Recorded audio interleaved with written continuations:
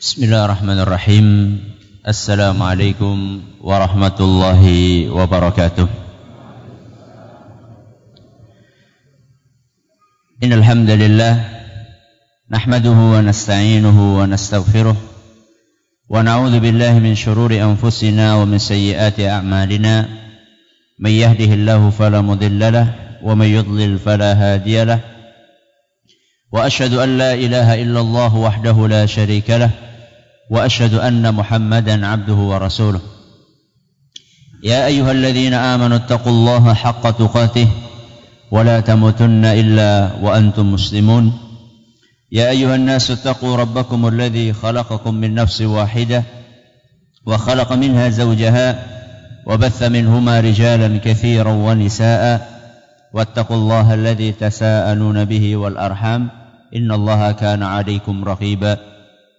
Ya ayyuhalladzina amanu taqullaha wa qulu qawlan sadida yuslih lakum a'malakum wa yaghfir lakum dhunubakum wa may yuti'illaha wa rasulahu faqad faza fawzan 'azima. Amma ba'du fa inna asdaqal hadithi kitabullah wa khairal hadi hadi Muhammadin sallallahu alaihi wa ala alihi wa sahbihi wa sallam wa syarrul umuri muhdatsatuha wa kullu bid'atin dhalalah. Kita panjatkan puja dan puji syukur kehadirat Allah tabaraka wa taala.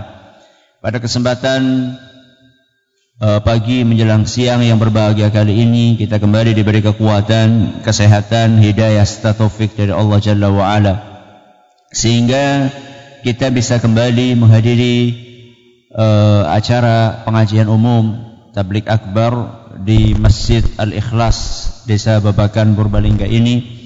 Kita berharap semoga Allah Subhanahu wa taala berkenan untuk melimpahkan kepada kita semuanya ilmu yang bermanfaat sehingga bisa kita amalkan sebagai bekal untuk menghadap kepada Allah Jalla wa Ala. Amin ya rabbal alamin. Salat dan salam semoga senantiasa tercurahkan kepada junjungan kita Nabi besar Muhammad sallallahu alaihi wasallam, kepada keluarganya, sahabatnya, dan umatnya yang setia mengikuti tuntunannya hingga akhir nanti. Bapak-bapak dan ibu-ibu yang kami hormati, dan juga segenap pendengar Radio Insani 102.2 FM di Purbalingga dan sekitarnya, para pendengar Radio Bas FM di Solo Tigo dan sekitarnya, para pendengar Radio Roja di Jakarta, di Bandung, di Lampung, di Berau, dimanapun Anda berada, serta para pemirsa Yufi TV yang semoga senantiasa dirahmati oleh Allah Azza wa Jalla. Tema kita sebagaimana yang ada di makalah yang sudah dipegang oleh jamaah sekalian dan juga yang sudah termaktub di background belakang saya adalah tentang pilih kasih penyakit. Kata pilih kasih itu lebih sering dipakai untuk pilih kasih anak. Ya. Ada anak yang manut banget, ada anak yang mandan manut, ada anak yang nakal. Biasanya yang disayang yang mana? Sing manut banget. Sehingga anak yang nakal mengatakan, bapak ini pilih kasih. Yang akan kita bahas bukan pilih kasih anak, tapi pilih kasih penyakit. Maksudnya bagaimana Ustaz? Yang namanya orang hidup di dunia itu mesti tidak mungkin lepas dari sesuatu yang namanya penyakit. Akan tetapi banyak di antara kita suka pilih kasih penyakit. Dalam arti kalau penyakit A cepat-cepat diobati, kalau penyakit B dibiarkan begitu saja. Bahkan cenderung penyakitnya itu dirawat.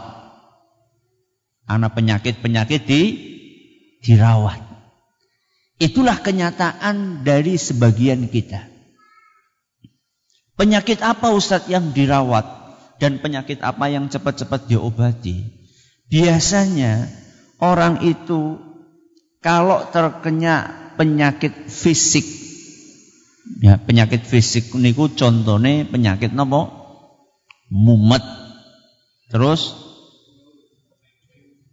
bengkek. Napa malih? Stroke. Napa malih? Asam urat. Kalau penyakitnya penyakit fisik itu cepet-cepet diobati. Dan itu boleh-boleh saja dalam agama kita, tidak apa-apa. Kalau penyakit itu dibiarkan kan akan semakin parah. Misalnya kanker ketahuan stadium 1, akan cepat-cepat diobati, tidak apa-apa. Daripada nanti nunggu stadium 4, ya, mendingan stadium 1 langsung diobati. Itu bagus, tidak apa-apa. Akan tetapi sayangnya kecekatan di dalam upaya pengobatan itu cuma kita terapkan ketika yang sakit adalah jasmani kita. Ketika yang sakit rohani kita, banyak orang-orang itu adem ayem. Buktinya apa? Kena penyakit namanya pelit. Pelit niku penyakit apa mboten? Penyakit. Tapi ya kawit mien nganti seprene pelit bae. Dari dulu sampai sekarang bukannya tambah berkurang, malah semakin menjadi-jadi. Kalau dahulu pelit ketika kecil, kalau dahulu pelit, sekarang pelit banget. Nah. Jadi bukannya semakin tua semakin sadar, tapi semakin tua semakin menjadi-jadi. Ini namanya tua-tua keladi. Ya. Semakin tua semakin menjadi. Dan subhanallah, ketimpangan di dalam menyikapi penyakit ini dikarenakan antara lain mereka tidak menyadari bahwa antara dua jenis penyakit ini, yaitu penyakit jasmani dan penyakit rohani, ini ternyata lebih berbahaya penyakit rohani apa jasmani? Rohani. Kok bisa Ustaz? Iya. Karena penyakit rohani efeknya dunia akhirat. Kalau penyakit jasmani efeknya dunia tok. Ini yang pertama. Kenapa kok penyakit rohani lebih bahaya dibanding penyakit jasmani? Karena penyakit rohani efeknya dunia akhirat. Kalau penyakit jasmani paling di dunia saja. Contoh, orang kena gagal ginjal. Begitu meninggal, rampung. Makanya nggak ada ceritanya orang masuk neraka gara-gara gagal ginjal. Orang ada ceritanya. Ngono digoleti nang Al-Quran, cari Al-Quran dari A sampai Z, dari surat Al-Fatihah sampai surat An-Nas. Janji nek ketemu anak gagal ginjal mlebu neraka, kasih tahu saya. Insya Allah nggak bakalan ketemu. Yang ada dalam Al-Quran, gara-gara tidak sholat masuk neraka. Tidak sholat itu penyakit apa? Penyakit rohani, bukan penyakit jasmani. Jadi penyakit jasmani ruginya cuma di dunia, susahnya cuma di dunia. Kalau penyakit rohani susahnya dunia akhirat. Akhirat jelas terancam masuk ke neraka. Di dunianya nggak tenang. Orang-orang yang rohaninya sakit di dunia itu nggak bakalan tenang. Kalaupun dia itu senyum, ketawa, ketiwi, ya, orang-orang yang maaf pakai obat-obatan apa? Terlarang, menampakkan diri seakan-akan dia itu bahagia. Jadi kalau sudah pakai obat-obatan sudah fly. Apa fly? Mabur. Katanya sudah rasanya wis plong, masalah semuanya hilang. Masalah semuanya hilang. Begitu obat entong, datang lagi lebih banyak. Siapa bilang Orang yang rohaninya sakit di dunia itu nggak mungkin tenang, mustahil. Karena Allah Subhanahu wa taala mengabarkan hal tersebut di dalam Al-Qur'an, ya. Allah Subhanahu wa taala berfirman surat Thaha ayat 124. Dalam surat Thaha ayat 124 Allah Subhanahu wa taala berfirman, "Wa man a'rada 'an dzikri fa inna lahu ma'isyatan dhanka." Barang siapa yang enggak mau zikir, enggak mau mengingat Allah, fa inna lahu ma'isyatan dhanka, pasti hidupnya sempit, mesti. Hatinya tidak akan tenang, itu mesti.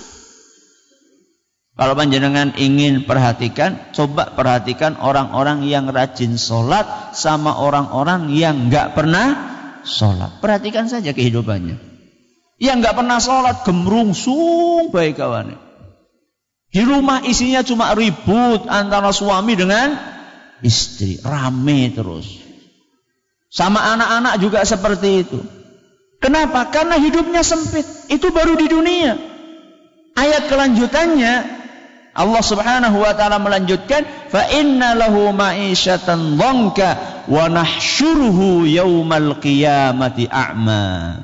Dan pada hari kiamat nanti kami akan datangkan, akan kumpulkan dia dalam keadaan matanya buta. Maka dia bertanya kepada Allah, "Ya Rabbi, lima hasyartani a'ma wa qad kuntu basira?" Wahai Rabbi, kenapa sekarang saya buta padahal dahulu saya bisa ngelihat? Jadi orang ini ketika di dunianya bisa ngelihat. Begitu sampai ke akhirat oleh Allah Subhanahu wa taala dihukum dengan kebutaan. Dia bertanya, "Lima hasyartani a'ma wa qad kuntu basira?" Wahai Rabbi, kenapa sekarang saya buta padahal saya dahulu enggak buta? Qala kadzalika atatka ayatuna fanasitaha wa kadzalika al-yawma tunsa. Allah menjawab, iya jelas. Karena dahulu ketika kamu di dunia sudah dikasih peringatan, dibacakan ayat Al-Quran, dibacakan hadis Nabi SAW, engkau enggak peduli, ya gantian sekarang engkau tidak aku pedulikan. Ya, makanya hati-hati, ya. Sekarang itu sarana untuk nasihat itu banyak sekali. Ada TV, ada radio, ada majalah, ada internet. Masya Allah banyak banget.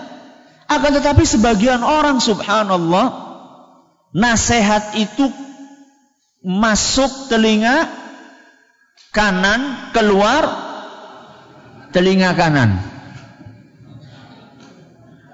Orang sempat apa? Orang sempat melebu. Jadi kalau masuk telinga kanan, keluar telinga kiri, dean esi anasing nyantol setitik lah ya. Ini enggak masuk telinga kanan, keluar telinga kanan, dorong mlebu wis metu. Nauzubillahi min dzalik. Jadi antara penyakit jasmani dan rohani itu bahaya mana? Penyakit rohani. Penyakit rohani itu Ustadz sumbernya di mana? Penyakit rohani sumbernya di mana? Penyakit rohani itu sumbernya di mana? Di dalam hati. Penyakit rohani sumbernya di dalam hati. Seluruh penyakit rohani sumbernya ada di dalam hati. Orang nggak mau bayar zakat. Kenapa? Pelit. Pelit di mana tempatnya? Hati. Orang nggak mau nerima nasihat. Dinasehati nggak mau nerima. Sumbernya dari mana? Sombong. Sombong di mana? Sombong di hati. Orang pergi ke dukun, ingin menjatuhkan rekan sekantornya. Sumbernya dari mana? Iri. Iri tempatnya di mana? Hati. Seluruh penyakit rohani sumbernya dari mana? Hati. Makanya Rasulullah SAW mengingatkan dalam sebuah hadis yang sering kita dengar. Hadis riwayat Bukhari dan Muslim. Ala wa inna fil jasadi mudghah. Ketahuilah bahwa di dalam tubuh kita ini ada segumpal daging. Idza salahat salahal jasadu kulluh. Kalau segumpal daging ini benar, maka seluruh tubuh akan benar. Wa idza fasadat fasadal jasadu kulluh. Kalau segumpal daging ini rusak, semuanya bakalan rusak. Ala wahyal qalbu. Ketahuilah bahwa segumpal daging itu adalah kalbu. Ya. Hadis riwayat Bukhari dan Muslim. Nah, sekarang penyakit-penyakit yang ada dalam hati itu apa saja? Ini yang akan kita bahas insyaallah pada pengajian kali ini. Kita akan membawakan 4 penyakit. Berapa penyakit? 4. Bukan berarti penyakit hati cuma 4. Ini contoh penyakit hati. Yang pertama adalah penyakit sombong. Yang kedua penyakit apa di situ? Hasad. Hasad niku napa? Iri, ya. Kemudian yang ketiga penyakit riya. Napa riya? Pamer. Yang keempat adalah penyakit suudzon. Napa suudzon? Berburuk sangka. Ini 4 penyakit yang akan kita bedah pada kesempatan kali ini. Semoga pulang dari sini yang masih punya penyakit itu semoga pada sembuh, pada mari. Nek orang mari ya aja mati loh. Semoga sembuh ya, semoga sembuh. Yang pertama penyakit sombong. Penyakit sombong ini adalah salah satu penyakit yang kategori bahayanya tinggi banget. Akan tetapi banyak orang yang tidak sadar. Rasulullah SAW menggambarkan bagaimana efek dari penyakit sombong ini dalam sebuah hadis yang diriwayatkan oleh Imam Muslim. Beliau bersabda, la yadkhulul jannah, ora bakal mlebu surga. Tidak akan masuk surga. Siapa wahai Rasul? Man kana fi qalbihi mithqalu dzarratin min kibr. Orang yang di hatinya ada penyakit sombong, walaupun sebesar debu. Sebesar debu. Besar enggak? Besar apa kecil? Kecil banget. Bleduk, ya, debu, ya. Kalau kita pegang debu kecil sekali. Kalau masih ada penyakit sombong sebesar debu di hati kita, tidak akan masuk surga. Medeni napa mboten? Medeni. Kira-kira di hati kita ada sombong sebesar debu enggak?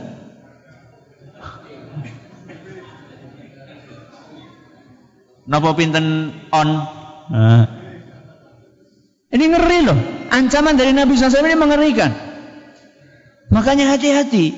Makanya tadi di awal saya katakan bahwa penyakit sombong ini punya resiko yang sangat berat. Bisa menghalangi orang masuk ke dalam surga. Walaupun dia sholat Ustaz, walaupun sholat. Walaupun dia haji Ustaz, orang kur kaji ping 7. Ya. Bukan hanya haji saja, haji pangkat 7. Ya. Soalnya ditambahi ping 7 kan orang pates, pangkat 7. Loh, untuk membedakan ini sudah haji 7 kali, ini baru haji sekali. Ya. Walaupun sudah haji, walaupun puasa, walaupun ustad. Ya. Na'udzubillahi min dzalik. Terus sombong itu apa Ustaz? Sombong itu apa? Karena khawatirnya bukan sombong tapi dikira sombong. Sombong dikira bukan sombong. Makanya kita harus tahu sombong itu apa. Definisinya sombong itu apa? Rasulullah SAW menjelaskan dalam sebuah hadis riwayat Muslim, al-kibru, sombong itu batarul haqqi, menolak kebenaran, wa ghamtun nasi, dan meremehkan orang lain. Berarti sombong niku napa? Menolak kebenaran dan meremehkan orang lain. Menolak kebenaran contohnya pripun Ustaz? Contohnya orang sudah dinasehati. Dibawakan dalil Al-Quran, hadis Nabi SAW, perkataan para ulama, tetap baik ngotot. Ya. Ini namanya sombong. Atau seorang guru keliru diingatkan oleh muridnya. Sudah benar-benar jelas-jelas keliru. 5 tambah 5 sama dengan 11. Nulis genah 11. Pak guru itu bukan 11, yang betul 10.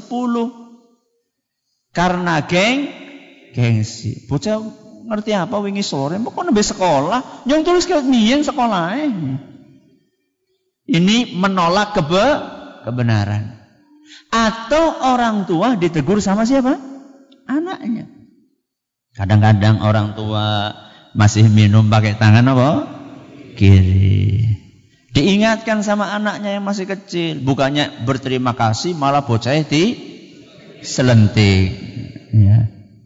Ini namanya sombong. Menolak kebenaran. Yang kedua, meremehkan orang lain. Meremehkan orang lain karena macam-macam. Mungkin orang lain itu lebih miskin dibandingkan dia. Mungkin orang lain itu kendaraannya lebih sederhana. Panjenengan pakai apa? Oh, motor yang gede, ya. Tosa. Motor yang gede Tosa. Yang sampingnya pakai sepeda ontel. Nah. Kemudian meremehkan orang lain, ya. Memandang sebelah mata orang lain. Atau mungkin karena rumahnya megah, yang sampingnya mewah, mepet sawah, ya. Akhirnya dipandang remeh oleh kita. Atau mungkin seorang ustadz memandang remeh siapa? Jamaah pengajiannya. Ini juga termasuk. Ini juga termasuk. Jadi sombong itu definisinya apa? Menolak kebenaran dan meremehkan orang lain. Kalau kita terjerumus kepada salah satu di antara dua ini, berarti kita terjangkiti penyakit sombong. Ustaz, sombong itu pemicunya apa? Jadi orang itu bisa kena sombong karena apa pemicunya? Macam-macam. Ya. Ada yang pemicunya karena ilmu. Ada yang pemicunya karena ilmu. Ilmunya banyak, akhirnya memandang remeh orang yang ilmunya sedikit. Ini hati-hati. Ya, makanya kalau kita semakin lama ngaji, jangan malah semakin sombong.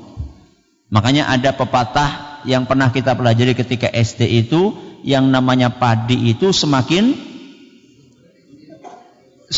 berisi, semakin merunduk. Makanya orang-orang yang biasanya baru belajar itu parine esi kosong, mulane dengak, nek mlaku kuwi dengak terus. Itu pepatah yang lainnya, tong kosong nyaring bunyinya. Seharusnya orang semakin banyak ilmu semakin menunduk. Akan tetapi karena syaitan datang kemudian menggoda Bani Adam, ilmu yang dia miliki itu malah membuat dia sombong. Yang kedua, harta. Pemicu sombong juga apa? Harta. Makanya seperti yang saya katakan tadi, kadang-kadang ketika kita pakai kendaraan, ini saya pernah mengalami sendiri. Ya, pernah mengalami sendiri. Ada teman bawa motor baru, motor laki-laki. Saya nggak pernah pakai motor laki-laki. Biasanya pakai motor bukan perempuan. Motor bebek, ya, motor bebek. Suatu saat ada teman bawa motor laki-laki. Pengen nyoba, ya. Terus diajari gini, kopling gini. Karena saya baru nggak pernah pakai kopling kan agak kagok gitu. Kemudian ternyata bisa. Dari Kedung Hulu kepada Marak. Itu sudah mulai itu perasaan itu. Ya, karena kalau motor laki-laki itu nggak mungkin motor pakainya kayak gini, mesti kayak gini. Ya, mesti kayak gini kan? Ada nggak motor laki-laki kayak gini? Nggak ada. Motor laki mesti kayak gini. Ya, kan kelihatan apa ya? Kelihatan gagah, walaupun orangnya nggak gagah gitu loh.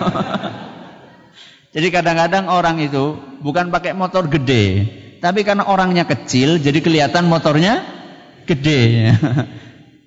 Sehingga kalau motornya jatuh, ngangkatnya aja nggak kuat. Ya. Pakai motor dari Kedung Wulu ke Padamara. Pulangnya masih itu ada perasaan gagah gitu loh. Ada perasaan gagah. Subhanallah. Allah ingin ingatkan. Allah ingin ingatkan. Sampai di perapatan Kedung Wulu tinggal belok itu. Itu kan kalau mau pelan, itu kan apa ya, saya lupa. Overcoupling dan seterusnya itu kan masih belum paham. Tahu-tahu mati di tengah jalan.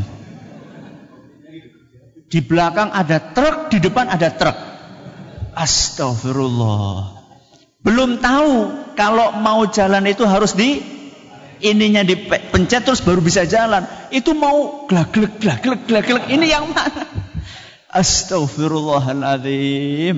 Habis itu pulangnya nuntun. Saya terus ngomong di hati, saya memang gak pantas kalau suruh pakai motor laki-laki. Sulit menjaga apa? Menjaga niat.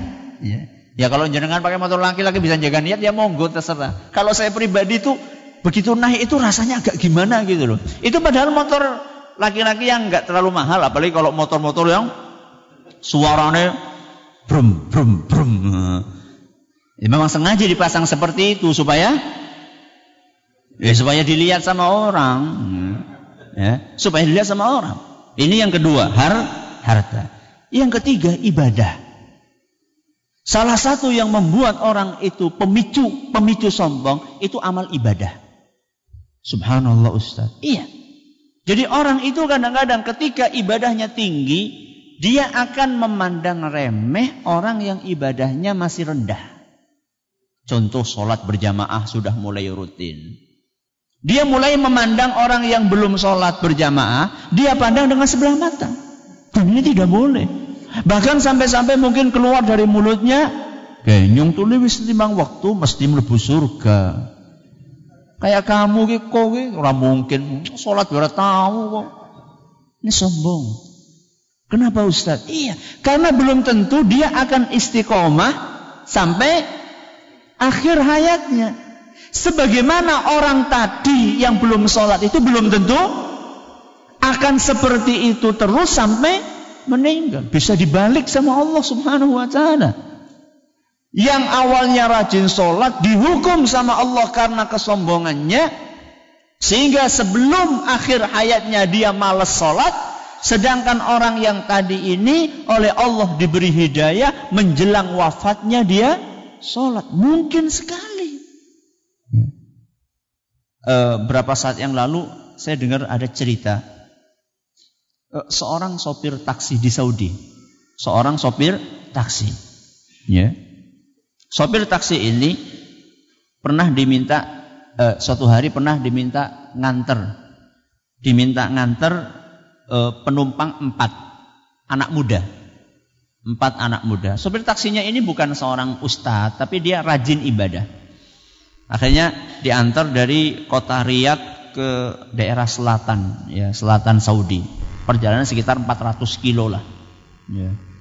Biasa mereka taksi di sana itu memang jaraknya biasa kayak gitu. Jadi memang jalannya mendukung, mobilnya juga mendukung. Ya. Kecepatan kadang-kadang 180, 200 itu biasa. Makanya tingkat kecelakaan di sana cukup tinggi. Jalannya mendukung, mobilnya mendukung. Di tengah jalan masuk waktu asar kalau nggak salah. Masuk waktu asar.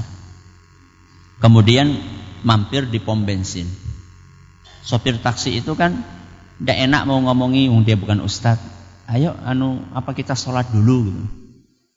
Itu berempat, satu paling depan di sampingnya, sopir, 3 di belakang. Biasanya yang di depan ini biasanya itu ketuanya biasanya. Ya. Jadi kalau anak-anak muda itu kan biasanya ada yang jadi kepalanya, ketuanya, rois geng, ya, kepala gengnya, ya. Ini di depan. Terus, ayo kita sholat dulu, kata sopir taksi itu kepada si pemuda yang di depan. Jawabannya apa? Kami nggak sholat. Kami nggak sholat. Ini laki-laki. Kalau perempuan mungkin lagi datang bulan. Kami nggak sholat. Kata sopir taksi, subhanallah. Muslim kok nggak sholat katanya. Anak-anak muda. Ya. Muslim kok nggak sholat? Ya, kalaupun kita punya maksiat, punya apa, sholat jangan sampai ditinggalkan lah. Berusaha untuk memberikan masukan. Akhirnya si laki-laki ini yang di depan ini, ketuanya itu ngomong sama belakangnya, ayo sholat. Ya. Kalau belakangnya diomong sholat, mereka pada sholat. Kalau ini ngomong depan nggak sholat, belakang ikut nggak sholat. Ya. Akhirnya sholat. Ya. Sholat asar jam qashar, ya, 2 rakaat. Sholat, sopir taksinya ini jadi imam, 4 anak muda itu jadi makmum di belakang. Selesai sholat, assalamualaikum, assalamualaikum. Semuanya selesai kecuali 1 orang yang ketuanya tadi masih sujud aja, masih sujud aja. Akhirnya pada bercanda, sholat suwe temen gitu, turu apa-apa. Akhirnya udah bangun. Ternyata begitu disentuh, bluk. Innalillahi wa inna ilaihi raji'un. Sudah teman-temannya itu masih goyang. Ternyata sudah meninggal dunia saat itu. Ketika sedang sujud. Salah satu di antara 3 yang temannya ini nangis luar biasa. Ternyata yang nangis luar biasa ini adiknya, adik kandungnya. Setelah tenang ditanya, kenapa kamu begitu sedihnya? Kami ini sudah 15 tahun gak sholat. Hari ini kakak saya sholat pertama kali setelah 15 tahun gak sholat dan langsung meninggal dunia. Jadi jangan pernah meremehkan orang yang belum sholat. Dan kita jangan sombong karena kita sudah sholat. Mungkin ada di antara jamaah penak banget ya, nyungar kayak belah. Nunggu 15 tahun gak sholat, sholat terakhir meninggal. Siapa yang jamin? Cuman ini contoh ya, ini contoh real. Contoh nyata bagaimana seseorang itu Allah bisa merubah dia dari seseorang yang bejat, yang rusak menjadi seseorang yang taat beribadah dan Allah wafatkan di atas ketaatan itu. Ini pemicu yang ketiga, amal ibadah. Pemicu yang lainnya ya adalah kekuasaan. Jadi seorang punya kekuasaan, kemudian jadi sombong, mentang-mentang, ya. Kemudian juga kemuliaan nasab, ya. Kemuliaan apa? Nasab. Jadi punya nasab yang tinggi, ningrat, berdarah biru, keturunan raja, keturunan ulama, keturunan Nabi SAW. Ini juga bisa memicu, ya, bisa memicu rasa sombong. Akan tetapi bukan berarti setiap orang yang kaya mesti sombong. Bukan berarti setiap orang yang punya ilmu mesti sombong. Bukan berarti setiap orang yang nasabnya tinggi mesti sombong. Karena ada orang yang tidak kaya sombong. Ada enggak? Ada. Ada orang bodoh sombong. Ada enggak? Ada. Ya. Ada orang yang nasabnya rendah tapi sombong. Berarti ini cuma pemicu saja. Ini cuma pemicu. Belum tentu orang yang punya hal-hal yang saya sebutkan tadi bakalan sombong. Bagaimana caranya Ustaz supaya kita bisa mengobati penyakit sombong? Ya. Yang pertama adalah memperbanyak doa. Memperbanyak doa. Kepada siapa? Kepada Allah Subhanahu wa ta'ala. Kenapa Ustaz? Karena kita makhluk yang lemah. Dan setan itu berusaha menggoda kita semaksimal mungkin. Kalau dia tidak bisa menghalangi kita dari beribadah, maka dia akan merusak ibadah kita setelah kita selesai beribadah. Pertama, ketika sedekah ikhlas. Begitu selesai sedekah, mulai setan menimbulkan rasa ujub. Ujub itu apa? Bangga. Ya. Rasa bangga. Ya. Kemudian rasa sombong. Makanya kita nggak bisa kalau kita tidak minta tolong sama Allah. Di antara doa yang diajarkan oleh Rasulullah SAW adalah Allahumma inni a'udzubika min syarri qalbi. Ini pernah saya ajarkan pernah kami ajarkan ketika di Masjid Agung. Allahumma ya Allah, inni sesungguhnya aku. A'udzubika, minta perlindungan kepadamu, min syarri qalbi, dari keburukan hatiku. Jadi hati ini ada keburukannya, ada kebaikannya. Kita minta kepada Allah, ya Allah lindungilah aku dari kotoran-kotoran hati, penyakit-penyakit hati, keburukan-keburukan yang ada di dalam hati. Ini kita minta kepada Allah. Ini yang pertama. Yang kedua, di antara cara mengobati penyakit sombong adalah merenungkan kebesaran Allah. Merenungkan kebesaran Allah. Dan menyadari kelemahan kita. Contoh ilmu. Kita punya ilmu. Ya. Kadang-kadang sombong dengan ilmunya. Kita bandingkan ilmu yang kita miliki dengan ilmunya siapa? Allah subhanahu wa ta'ala. Ilmunya Allah seberapa? Pernah saya sampaikan ayat Al-Quran, ya, surat Luqman ayat 27, walau annama fil ardi min syajaratin aqlamun, seandainya seluruh pohon yang ada di bumi ini dijadikan sebagai pena. Wal bahru yamudduhu min ba'dihi sab'atu abhurin, tintanya adalah seluruh laut yang ada di muka bumi ditambah dengan 7 laut lagi. Untuk menulis ilmunya Allah, ma nafidat kalimatullah, tidak akan habis ilmunya Allah. Nah, kalau ilmu kita seberapa? Ya, kita datangkan profesor yang paling butak. Nah, karena biasanya profesor itu butak.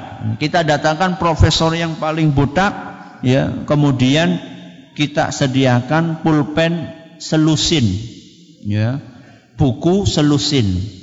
Nun sewu Pak Profesor, minta tolong.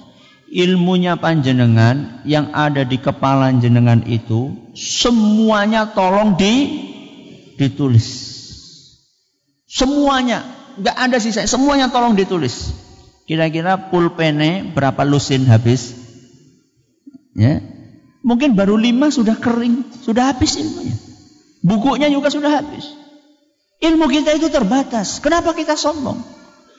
Kalau kita sombong karena kekayaan kita, seberapa sih kekayaan kita dibandingkan kekayaannya Allah subhanahu wa ta'ala? Orang yang paling kaya di dunia ini, kalau disuruh ngasih makan orang satu dunia sehari saja, bisa enggak? Sudahlah, enggak usah kita ngomong orang sedunia. Orang paling kaya di Babakan. Orang paling kaya di Babakan. Suruh ngasih makan orang sebabakan, ya. Suruh ngasih makan orang sebabakan nganti wareg sampai kenyang. Enggak usah lama-lama, seminggu aja. Nah, gimana? Bangkrut. Ya. Jadi sombong, kenapa sombong? Apa yang mau disombongkan? Sedangkan Allah subhanahu wa ta'ala, seluruh makhluk yang ada di muka bumi itu yang nanggung makannya siapa? Allah. Sampai binatang yang paling kecil. Apa? Tengu. Itu yang ngasih makan siapa? Allah subhanahu wa ta'ala. Ya. Semut semuanya yang ngasih makan Allah subhanahu wa ta'ala. Dan Allah sama sekali tidak pernah kekurangan kekayaan. Ini adalah yang kedua. meresapi keagungan Allah. Yang ketiga, berteman dengan orang-orang yang rendah hati.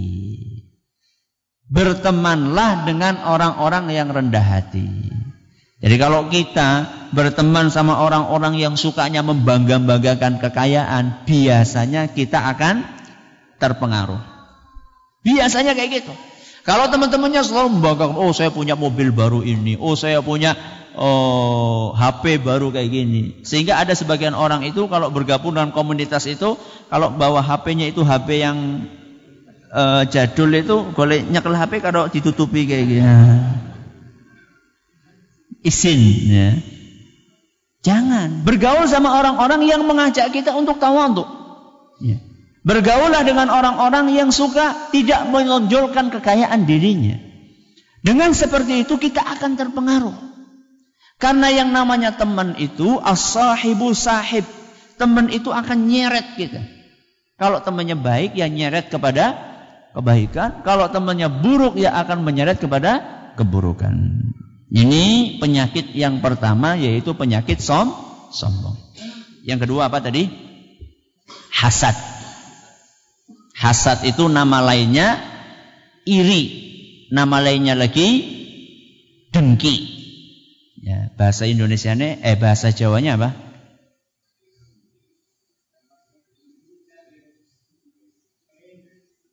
Apa? Iri, meri. Meri, ya, iri. Ya, jadi orang, penyakit yang kedua ini adalah penyakit iri. Ya. Dan penyakit iri ini sangat jelek. Kenapa Ustaz? Karena tidak menguntungkan dunia akhirat. Tidak ada untungnya orang yang iri. Makanya perhatikan, orang-orang yang iri itu tambah ganteng apa enggak? Enggak ada untungnya kan? Iri itu enggak ada untungnya. Dia enggak tambah ganteng. Tambah ganteng enggak? Tambah ayu? Enggak. Tambah sugih? Enggak. Tambah dihormati? Enggak. Enggak ada untungnya. Di dunia ini enggak ada untungnya, malah merugikan. Orang-orang yang iri itu hatinya selalu panas. Ya, ibu-ibu sudah punya kulkas, ya. Tetangganya beli kulkas 2 pintu. Hatinya apa? Panas. Bapak-bapak sudah punya motor. Tetangganya beli motor yang lebih baru, panas. Ya. Rumah sudah Masya Allah, tetangganya bangun di tingkat rumahnya, hatinya panas. Gak ada tenangnya. Tapi kalau orang yang tidak iri, enak dia hatinya, nyaman. Ya. Tetangga beli kulkas yang gede, alhamdulillah, bisa nitip. Ya. Kita punya motor, tetangga beli mobil, alhamdulillah, bisa nunut. Ya. Enak. Ya. Kalau orang itu tidak punya sifat iri, tidak punya sifat dengki, hidupnya nyaman. Sebaliknya orang-orang ya, yang punya sifat iri, hidupnya tidak akan nyaman. Bahkan Rasulullah SAW mengatakan, iri sama iman gak akan ketemu dalam satu hati. Rasulullah SAW bersabda, la yajtami'ani fi qalbi abdin al-iman wal hasad. Tidak akan ketemu dalam satu hati iman dan iri. Hadis riwayat Nasai dinyatakan sahih oleh Imam Ibnu Hibban dan Syekh Al-Albani. Jadi kalau ada orang di hatinya itu ada imannya, kemasukan iri, yang keluar apa? Iman. Iman masuk, iri keluar. Gak mungkin ketemu. Berarti kalau kita masih punya iri, imannya lagi lunga. Imannya lagi pergi. Kalau pengen imannya datang lagi, masuk lagi, buang itu sifat iri. Gak akan ketemu dalam hati seorang. Ini adalah perintah dari Nabi kita Muhammad sallallahu alaihi wasallam. Iri itu apa Ustaz? Definisi iri. Iri, kata para ulama, adalah berharap lenyapnya kenikmatan. Berharap lenyapnya kenikmatan dari orang lain. Misalnya, ya, berharap lenyapnya kenikmatan tetangga kita beli mobil baru. Karena iri kemudian kita berharap, ya Allah, moga-moga ngesuk tabrakan. Itu berharap orang itu celaka, nikmatnya hilang. Ini iri. Atau bukan berharap nikmat itu hilang, berharap nikmat itu tidak dapat. Ya. Contoh misalnya si fulan ini lagi daftar ke sebuah perguruan tinggi. Karena iri, ya kemudian ya Allah, moga-moga orang diterima, moga-moga orang diterima. Ini iri. Inilah maksud dari iri. Apa saja yang membuat orang iri? Ya, pemicu iri, pemicu hasad. Yang pertama adalah perasaan benci. Perasaan benci. Benci kepada orang yang dihasadi. Dan inilah yang dilakukan oleh orang-orang kaum musyrikin. Orang-orang Yahudi, orang-orang Nasrani kepada Nabi kita Muhammad sallallahu alaihi wasallam. Karena orang-orang Yahudi dan Nasrani itu sebelum Nabi kita diutus, mereka pikir Nabi Muhammad itu akan diutus dari golongan Yahudi dan Nasrani. Ternyata malah dari golongan orang-orang Arab, ya, yang pada saat itu sama sekali tidak diperhitungkan. Karena orang Arab saat itu kan nggak punya agama, ya, biasanya menyembah berhala. Jadi mereka dipandang sebelah, tahu-tahu munculnya dari sana. Iri sekali orang Yahudi dan Nasrani, sehingga mereka tidak mau mengikuti ajaran Nabi kita Muhammad sallallahu alaihi wasallam. Ini pemicu yang pertama adalah karena rasa benci. Yang kedua, karena orang yang iri tidak bisa mendapatkan apa yang didapatkan oleh orang yang dia iri. Ya.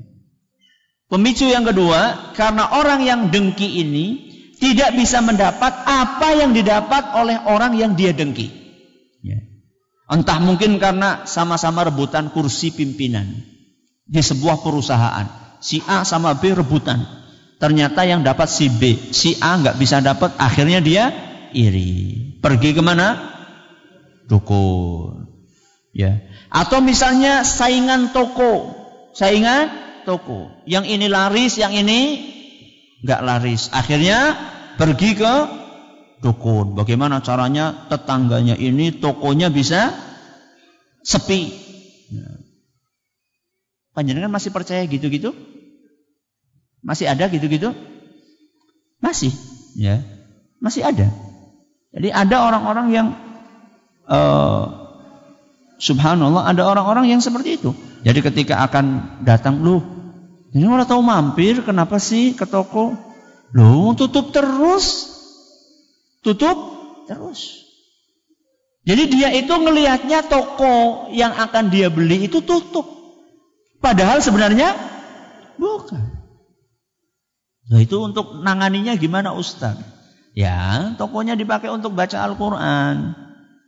Ya, jadi sambil nunggu, sambil baca Al-Quran, bacakan surat Al-Baqarah di situ. Ya, kalau buka toko jangan lupa Bismillah. Nutup toko jangan lupa Bismillah. Enggak mempan. Ya, kalau panjenengan seperti itu, dukunnya bakalan tidak mempan. Dan malah mungkin dukunnya bakalan datang kepada jenengan arep sinau kayak kepriwe carane. Enggak mempan, enggak. Dukun itu hanya mempan kepada orang-orang yang jauh dari agama. Ya. Kalau orang taat patuh beragama, menjalankan apa yang diajarkan oleh agama ini, maka dia tidak akan mempan. Ini karena tidak mendapatkan karunia yang didapatkan oleh orang yang dia dengki. Ini pemicu yang kedua. Pemicu yang ketiga adalah karena rakus. Karena apa? Rakus. Orang iri karena rakus. Temannya sudah dapat, dia masih tetap ingin mendapatkan apa yang didapatkan oleh temannya. Na'udzubillahi min dzalik. Sudah panen berhasil, tetangganya panen juga, iri. Padahal bedanya cuma yang ini dapat 5 ton, yang ini dapat 4,9 ton. Iri. Padahal cuma 0,1. Rakus. Ya. Ini salah satu pemicu iri. Bagaimana mengobati penyakit iri? Yang pertama, ya, menyadari bahwa iri itu penyakit. Ini yang pertama, menyadari bahwa iri itu penyakit. Jadi kalau misalnya nggak sadar-sadar, ya mana mungkin dia akan membersihkan hatinya. Makanya saya katakan tadi, tidak sedikit orang-orang yang punya penyakit malah dirawat. Ya, punya penyakit malah dirawat. Seperti orang punya jerawat, malah dia apa? Dilus-lu sing suwe ya nang kono ya, aja lunga-lunga. Itu mirip seperti itu. Jadi orang punya penyakit kok dibiarkan karena dia tidak sadar itu penyakit. Makanya yang pertama kita harus sadar bahwa hasad ini penyakit dan penyakit ini harus dibersihkan. Ini yang pertama. Yang kedua, berdoa kepada Allah. Doanya apa tadi? Allahumma inni a'udzubika min syarri qalbi.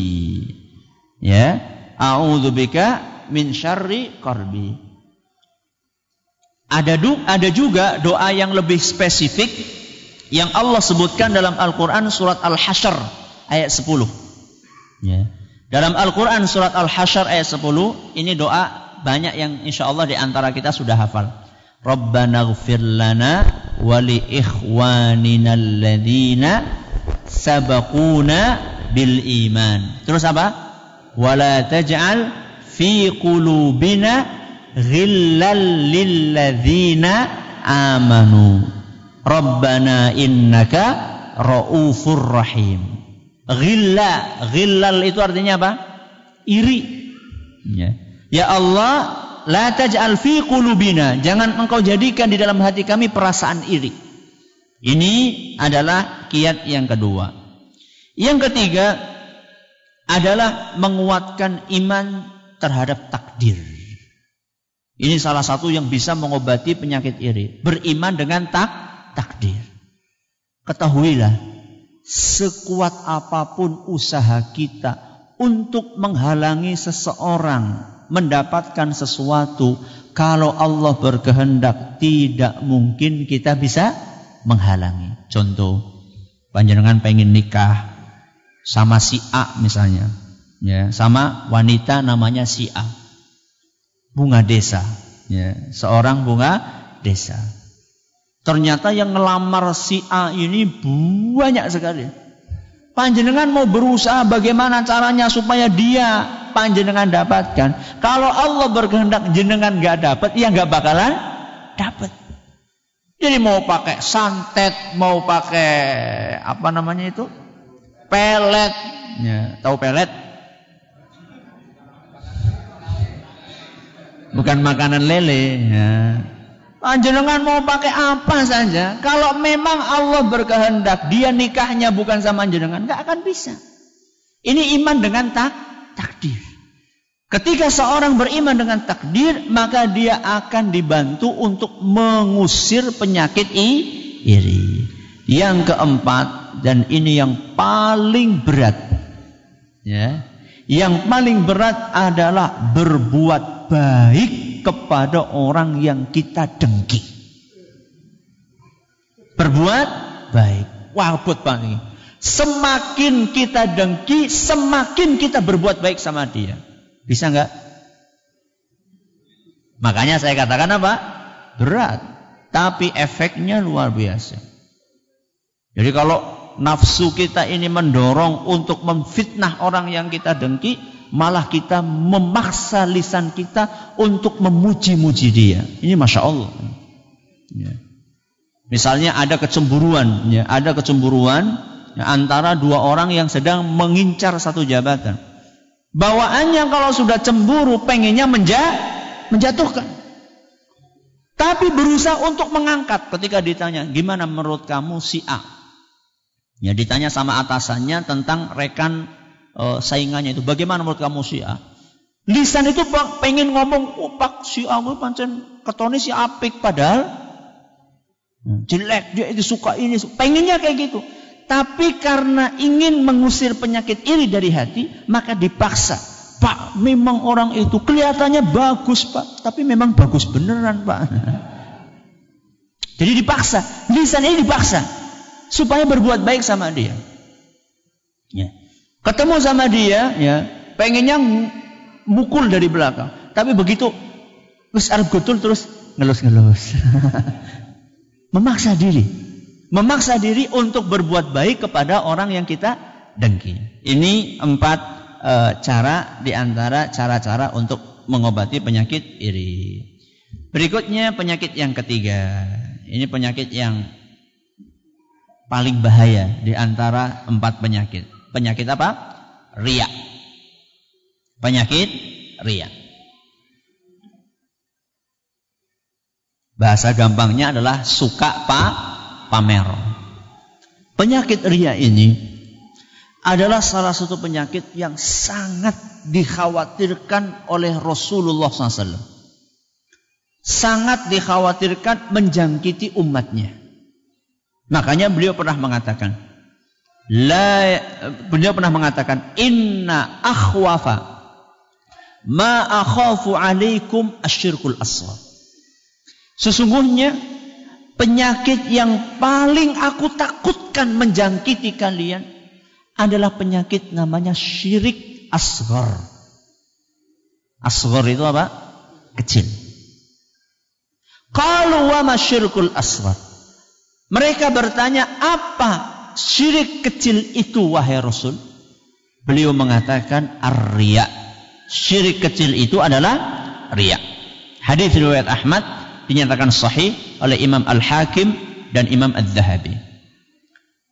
Mungkin kita sering mendengar hadis ini, tapi saya ingin mengajak jamaah sekalian untuk merenungi hadis ini supaya kita tahu betapa bahayanya penyakit riya. Nabi SAW berkata, sesungguhnya yang paling aku takutkan atas kalian, inna akhwafa ma akhafu alaikum, kalian. Kalian di sini siapa? Yang diajak Nabi bicara saat itu siapa? Para sahabat. Para sahabat beliau. Para sahabat itu keimanannya antara kita dengan mereka besar siapa? Besar mereka. Bahkan Nabi SAW pernah mengatakan, lau anfaqa ahadukum mithla Uhudin dhahaba, andaikan kalian umatku ini berinfak dengan emas sebesar gunung Uhud. Gunung Uhud itu panjangnya 7 kilometer. Berarti kalau ditimbang berapa ton? Timbangannya orang nanas yang timbang. Ya. Kalau kita punya emas panjangnya sepanjang gunung Uhud, kemudian semuanya kita infakkan, kata Nabi SAW, ma balagha mudda ahadihim wala nasifahu. Pahala yang kalian dapatkan itu tidak bakalan mengalahkan pahala sedekahnya sahabat, walaupun cuma 1 genggam atau setengah genggam. Jadi kalau kita punya emas sebesar gunung Uhud, kita infakkan, pahalanya tidak akan mengalahkan pahalanya sahabat yang infak cuma 1 genggam. Itulah keimanan para sahabat. Nabi takut sahabat terjerumus riya. Kalau Nabi saja takut para sahabat, lah kita. Kalau kita nggak takut riya, itu namanya terlalu. Kalau kita ini merasa, masa kayak nyong riya, ya orang mungkin lah. Itu keterlaluan itu. Ya. Riya itu apa Ustaz? Riya, ya, diceritakan oleh para ulama kita adalah menampakkan ibadah dengan maksud supaya dilihat sama orang. Menampakkan ibadah dengan maksud supaya dilihat sama orang dan dipuji oleh mereka. Menampakkan ibadah dengan maksud supaya dilihat orang dan dipuji sama mereka. Itu arti dari riya. Perhatikan, masing-masing kata ini mengandung makna. Menampakkan ibadah kepada orang lain supaya dilihat dan dipuji sama mereka. Menampakkan berarti nyengaja memperlihatkan. Kepada siapa? Orang lain. Kalau memperlihatkan kepada Allah gimana? Riya atau bukan? Ya enggak, Allah enggak usah kita perlihatkan, Allah tahu. Menampakkan ibadah kepada orang lain dengan maksud untuk dipuji. Nah sekarang, kalau ibadah kita kelihatan sama orang lain, boleh enggak?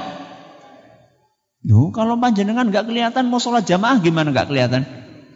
Sekarang saya tanya, panjenengan ini ngaji ini kelihatan apa enggak? Riya dong. Riya enggak?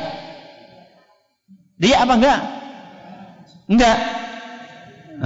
Tergantung. Jenengan tadi niatnya apa? Niatnya supaya dilihat, apa niatnya pengen dapat ilmu? Ya. Kemudian ada ibadah-ibadah yang enggak mungkin disembunyikan. Contoh kayak sholat berjamaah ngaji seperti ini, azan. Azan coba azan. Azan itu suaranya mesti kedengaran. Wah Ustaz, biar enggak riya, aku azannya lilian baik. Bisik-bisik azannya. Allahu Akbar, Allahu Akbar. Gak bisa, itu syiar. Kalau syiar ya harus kelihatan. Yang penting niatnya dijaga. Dan riya ini punya bahaya yang sangat besar. Punya bahaya yang sangat besar. Di antara bahaya riya adalah akan menyebabkan seorang masuk ke neraka pertama kali nanti pada hari kiamat. Orang yang masuk ke neraka pertama kali bukan pencuri, bukan pemabok, bukan tukang judi, bukan pembunuh, bukan koruptor. Tapi orang yang masuk neraka pertama kali nanti pada hari kiamat ada berapa orang? Ada 3 orang. Dan 3 orang ini kelihatannya baik semuanya. Yang pertama adalah tukang ngaji. Yang kedua tukang sedekah. Yang ketiga tukang jihad. Ya, utuh tukang mabok, utuh tukang judi, utuh tukang mabok, judi, zina, bukan. Tapi orang yang suka ngaji pertama, yang kedua orang yang suka sedekah, yang ketiga orang yang suka jihad. Ini yang 3 kali bakal masuk neraka pertama kali. Kan repot kalau kayak gitu. Nah, jangan keluar dulu kalau belum selesai. Nah, tolong dijaga panitia, jangan ada yang keluar. Nah, saya khawatirnya nanti setelah pengajian ini nggak mau ngaji. Nah, belum selesai. Tukang ngaji ini dipanggil sama Allah Subhanahu wa taala pada hari kiamat. Ditanya sama Allah, apa yang kamu kerjakan dulu ketika di dunia? Wahai Rabbi, ketika di dunia kami ngaji, belajar agama, membaca Al-Quran karena mengharapkan ridhomu ya Rabbi. Maka kemudian Allah Subhanahu wa ta'ala mengatakan, kadzabta, engkau bohong, engkau dusta. Engkau itu dahulu ketika di dunia ngaji supaya kamu itu dipuji sama orang. Liyuqala qari, supaya dikatakan qari Al-Quran. Wa ta'allamtal ilma liyuqala alim, dan engkau belajar ilmu agama supaya dikatakan alim, ulama, ustaz, kiai.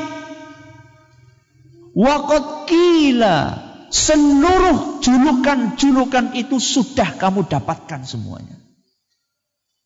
Yang kamu cari sudah kamu dapatkan ketika di dunia. Itu yang kamu cari sudah. Fa umira bihi fasuhiba ala wajhihi fa ulqiya finnar. Diseret mukanya itu, telungkup diseret, dilemparkan ke neraka. Ini manusia yang pertama, tukang ngaji. Yang kedua dipanggil tukang sedekah. Ketika ditanya, kamu sudah dikasih harta begitu banyak, apa yang kamu lakukan? Ya Rabbi, setiap ada peluang untuk sedekah, saya selalu sedekah, mengharapkan ridhomu ya Rabbi. Ada orang miskin datang kasih, janda datang kasih, yatim datang kasih, masjid datang kasih, sekolah datang kasih, pondok datang. Ada peluang untuk infak, saya infak karena mengharapkan ridhomu ya Allah. Dikatakan oleh Allah, kadzabta, bohong. Kamu lakukan itu supaya kamu dikatakan dermawan. Wa qad qila, dan kamu sudah dapatkan gelar itu ketika di dunia. Kemudian diseret masukkan ke neraka. Yang ketiga, jihad. Orang yang jihad. Ditanya, kamu dulu gimana di dunia? Punya tubuh yang sehat, yang kuat untuk apa? Untuk jihad ya Rabbi fi sabilillah. Mencari ridhamu ya Allah. Bohong.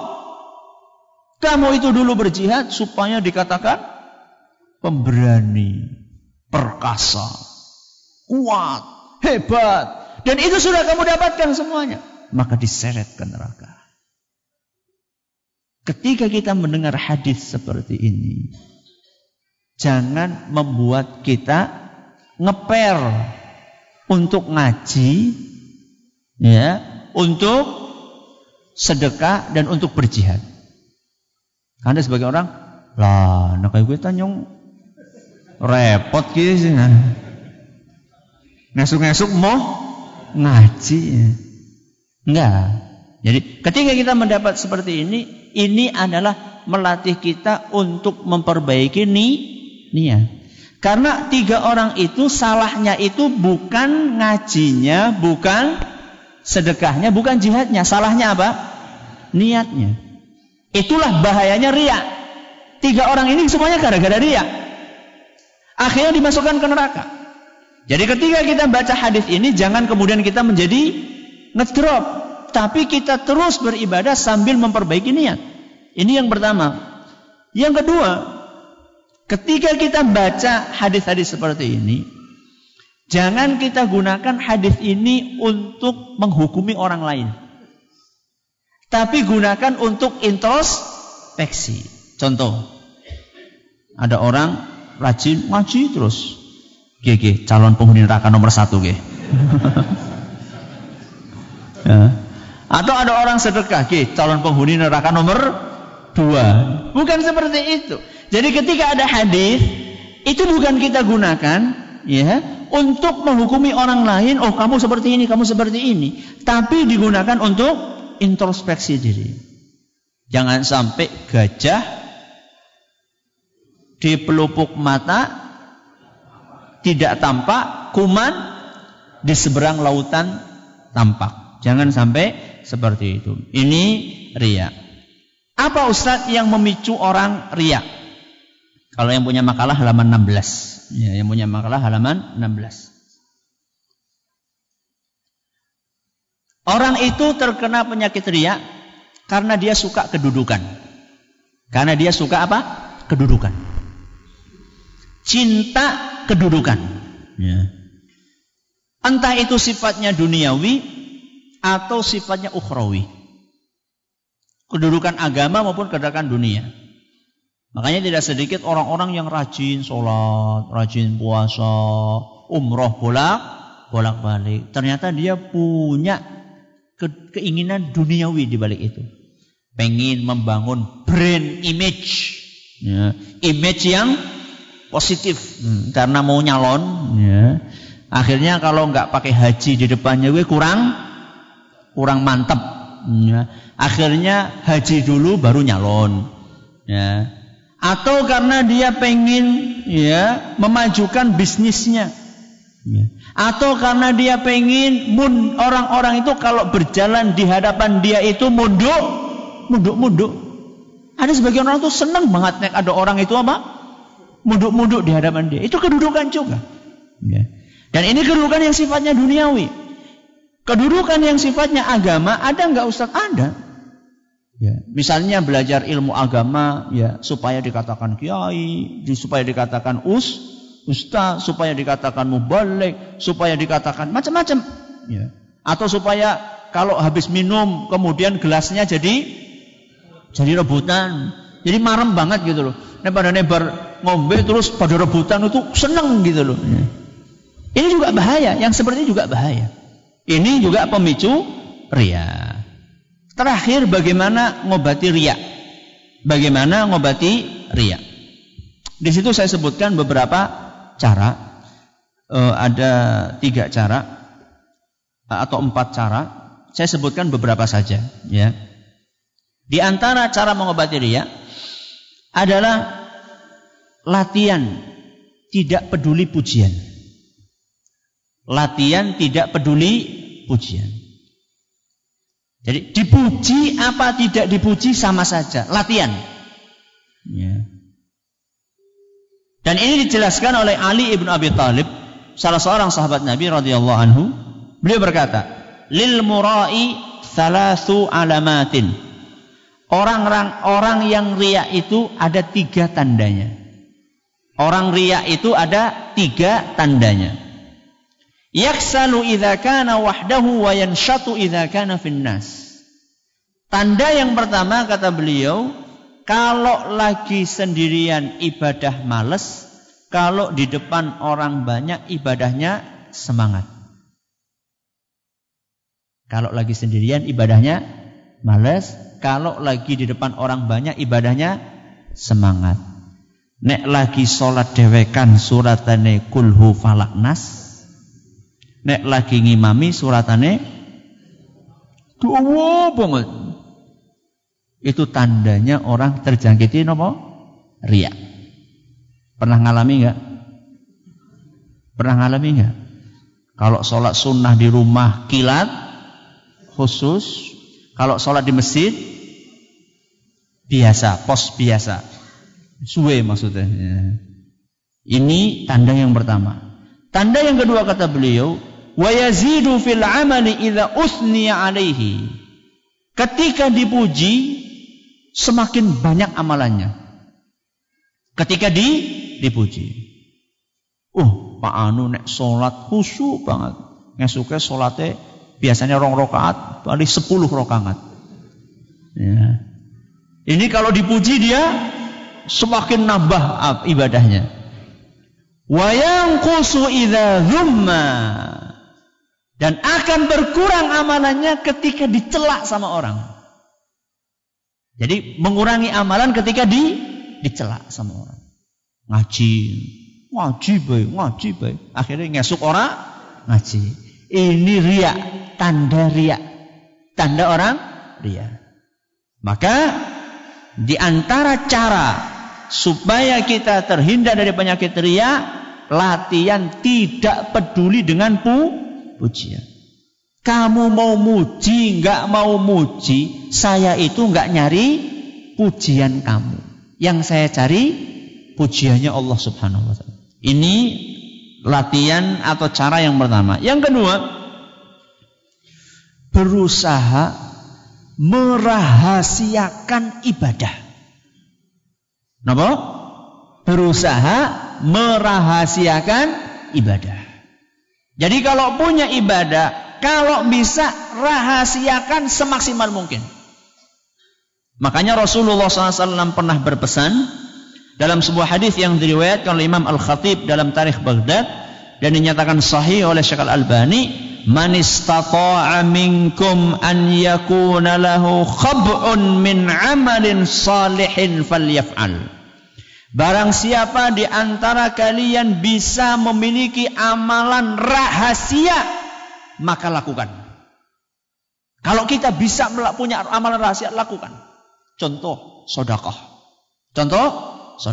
Masuk ke masjid, berangkat ke masjid pertama kali ada kotak. Enggak usah. Jadi urungan sing teka ya.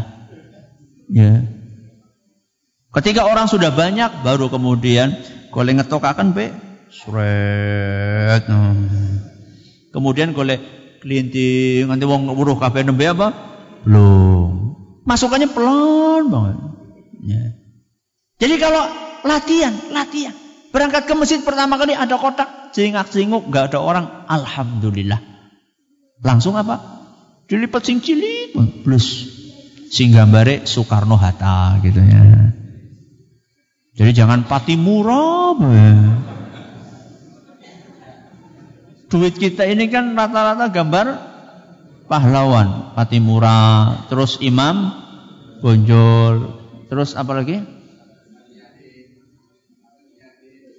Antasari, ya. Kasihan itu di masjid itu yang kelihatan cuma Pak Patimura saja. Bawa golok terus. Yang Soekarno malah nggak pernah. Ya pernah tapi jarang. Proklamator kasihan loh. Masa proklamator nggak pernah kelihatan? Yang kelihatan cuma Patimura terus gitu loh. Jadi kalau pas lagi bawa duit banyak gitu ya, masuk ke masjid pertama kali infak, sembunyi. Jangan ada yang tahu. Sholat juga kalau gitu. Makanya sholat sunnah itu afdolnya dilakukan di mana? Di rumah. Sholat sunnah afdolnya dilakukan di rumah. Tahajud, duha, ya. Bahkan qobliyah dan ba'diyah. Kalau tidak takut ketinggalan imam, kalau tidak takut masbuk, afdolnya dilakukan di rumah. Karena di rumah itu selain untuk mengisi rumah kita dengan ibadah, juga lebih bisa menjaga keikhlasan, ya. Itu kemudian haji, ya, umroh, kalau bisa nggak usah rame-rame, ya. Para ulama kita dahulu, ketika akan haji, paling ya cuma ngasih tahu orang terdekatnya saja. Ya, ngasih tahu orang terdekatnya karena mungkin rumahnya mau dititipkan, ada tamu, ada apa. Setelah itu berangkat. Tahu-tahu setelah karena dulu kan lama ya, perjalanannya lama, hajinya lama, pulangnya lama. Tahu-tahu 2 bulan nggak kelihatan, tahu-tahu datang. Udah, nggak woro-woro. Ya, nggak kayak di negeri kita ini, masya Allah. Ya, kalau mau berangkat haji saja jalanan macet, masing-masing bawa truk. Kalau jamaah haji Purbalingga berapa orang? 200, nyampe enggak? Ya, sekitar 200, enggak tahu berapa orang. Misalnya 200 saja, berarti kan 200 truk. Jalanan macet. Ya. Ini berangkat, sudah berangkat. Dirahasiakan. Ya. Kalau kita punya amalan yang bisa kita rahasiakan, rahasiakan. Bahkan para ulama kita dahulu, sampai istrinya saja enggak tahu. Saking apanya? Saking perimpennya di dalam merahasiakan amalan. Ya. Ada sebagian ulama pas lagi ngaji kayak gini, malam-malam tahu-tahu listrik mati. Pet! Ya. Bukan listrik, ding. Ini ulama salaf. Sendir. Nah, sendir ini cerita zaman dulu belum ada listrik. Ya. Tahu-tahu mati kena angin. But. Ya. Kalau mati kan langsung sibuk pada apa gitu. Kalau biasanya kalau mati listrik langsung gitu ya. Ada cuma cak. Akhirnya ada seorang yang memperbaiki itu. Di dalam kegelapan itu ternyata ada seorang ulama yang memanfaatkan waktu itu untuk berzikir kepada Allah sampai nangis. Ya, ketika gelap-gelapnya orang lagi pada sibuk jadi zikir astagfirullah. Sampai nangis. Begitu tahu akan nyala langsung diusap, dilap sampai kelihatan kayak orang nggak nangis. Ya. Begitu nyala sudah, nggak ada orang yang tahu kalau dia itu nangis. Ada ulama yang lain sedekah, kalau nggak salah Zainal Abidin. Ya, ini sering saya bawakan cerita ini. Zainal Abidin adalah orang yang sangat dermawan. Kalau malam-malam, tengah malam, dia mesti keluar dari rumahnya. Jam 12 malam orang pada tidur, dia keluar dari rumahnya, masuk ke gudang yang ada di rumahnya, ngambil karung, ya, gandum, makanannya gandum. Kemudian beliau gotong sendiri, di pundak sini gotong sendiri, dipanggul sendiri, kemudian ditaruh di depan rumahnya orang-orang miskin. Tok, taruh. Terus cepat-cepat pergi. Besoknya gitu lagi. Sehingga orang-orang miskin selalu mereka mengatakan, alhamdulillah tadi malam ada kiriman dari langit. Ya, semuanya nggak tahu siapa yang sedekah. Taruh. Sampai suatu saat ada perampok.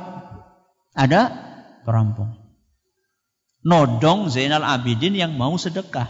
Zainal Abidin ini orangnya gede, kuat. Begitu mau dirampok kayak itu, malah sekalian sama dia karungnya itu dibluk. Nah, dilemparkan sama itu, akhirnya nggak bisa ngapa-ngapain. Nah, ketika ngelemparkan itu, tutup mukanya itu lepas. Sehingga ketahuan bahwa dia itu Zainal Abidin. Perampoknya sudah maaf. Ya, kamu saya maafkan. Tapi syaratnya satu. Jangan cerita.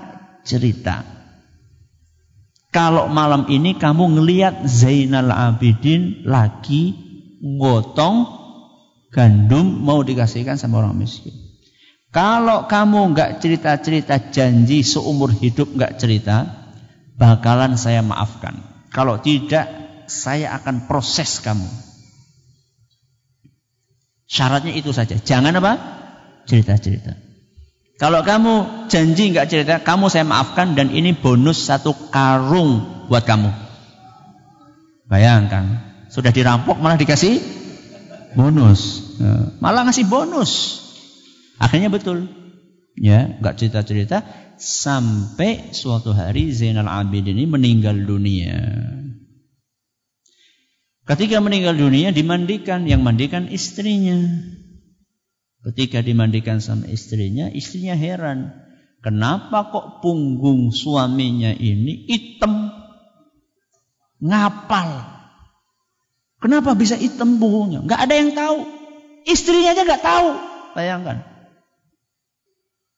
Akhirnya ada mantan perampok itu karena khawatir nanti ada yang suudzon atau apa, akhirnya dia bersaksi bahwasanya Zainal Abidin ini kenapa bisa hitam pundaknya karena setiap malam selalu gotong gandum dibagi-bagikan kepada orang. Baru istrinya aja baru tahu saat itu. Ini bagaimana beliau merahasiakan amalan. Dan dia merasa nikmat diketahui sama Allah. Sudah nikmat cukup, Allah tahu itu sudah cukup. Karena yang ngasih pahala siapa? Allah. Makanya pada hari kiamat nanti, orang-orang yang riya dikatakan sama Allah, kalau kamu mau nyari pahala sana, pergi sana. Sama orang yang dahulu kamu riyai. Minta pahala sama sana. Pahala itu Allah yang ngasih. Makanya Zainal Abidin dan ulama-ulama kita yang lainnya dilihat sama Allah sudah cukup. Gak perlu dilihat sama orang lain. Ini adalah yang kedua, latihan apa? Latihan menyembunyikan amalan. Walaupun ada beberapa amalan yang gak mungkin disembunyikan. Kayak tadi apa contohnya? Sholat jamaah, ngaji, terus azan. Itu memang gak bisa disembunyikan, itu gak apa-apa. Yang penting menjaga niat. Kemudian berdoa.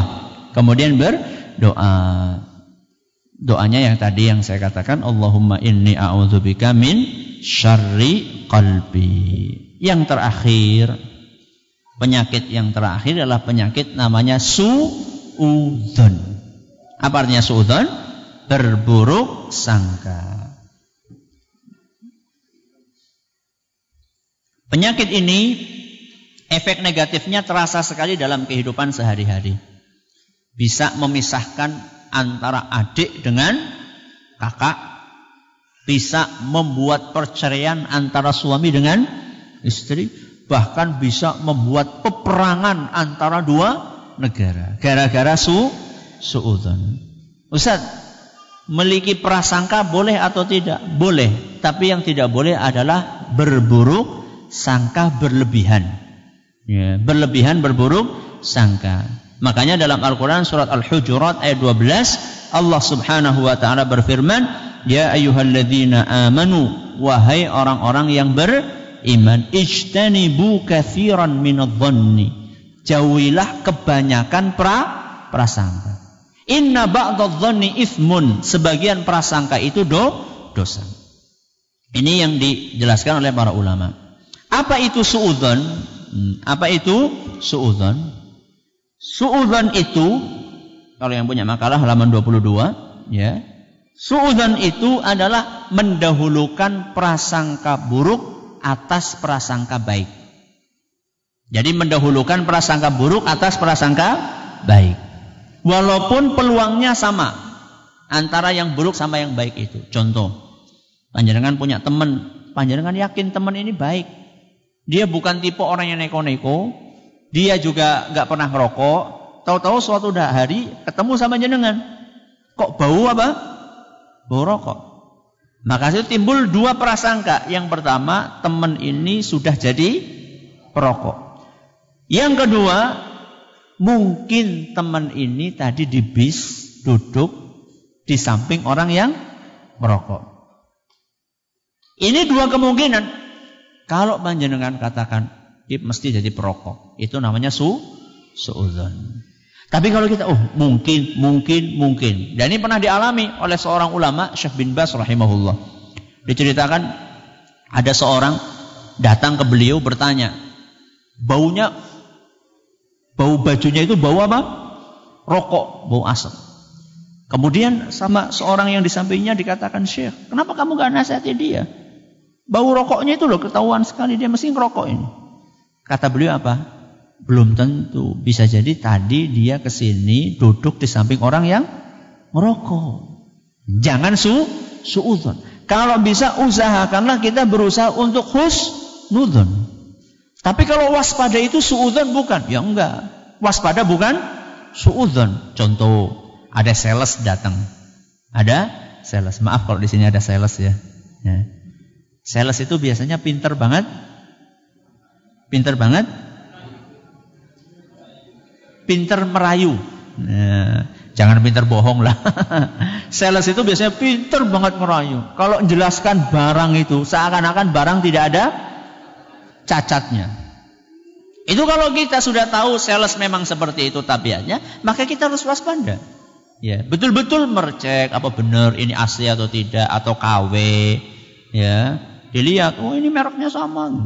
Karena ada seperti itu, ada jualan macam-macam barang. Ini kalau di luar harganya segini, kalau saya sama jenengan ya sama jenengan cukup segini. Padahal sama jenengan itu ya sama semua orang gitu loh. Maka kita waspada. Atau dapat telepon. Bapak, ya, anak bapak kecelakaan. Ya. Oh, sekarang ada di rumah sakit. Harap segera untuk pentransfer uang, ya, transfer uang dikirim ke rekening sekian. Segera Pak, kalau tidak nanti anak bapak bisa meninggal dunia. Atau misalnya SMS, selamat, Anda mendapatkan hadiah 50 juta. Silakan kunjungi www apa gitu.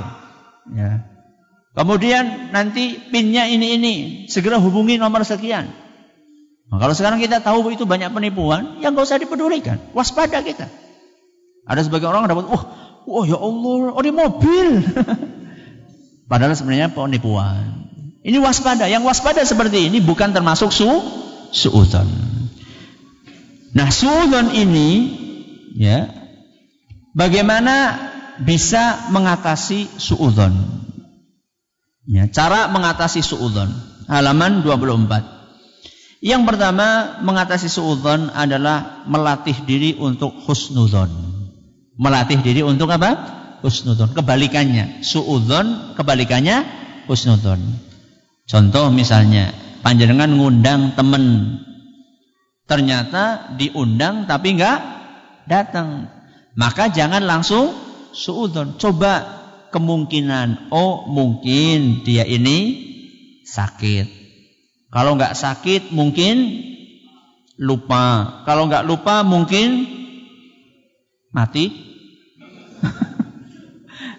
Mungkin ada acara lain, ya. Mungkin jadi banyak dicarikan mungkin yang baik-baik.